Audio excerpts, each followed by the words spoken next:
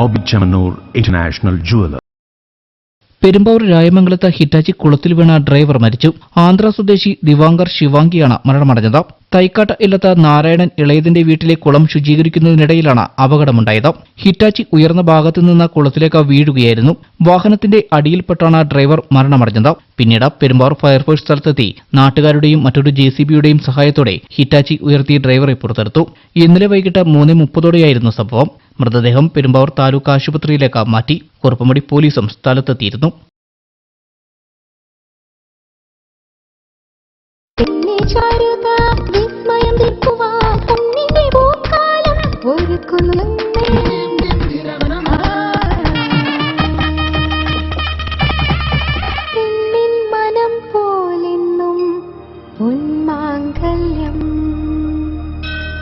Bobby Chemmanur international jeweller.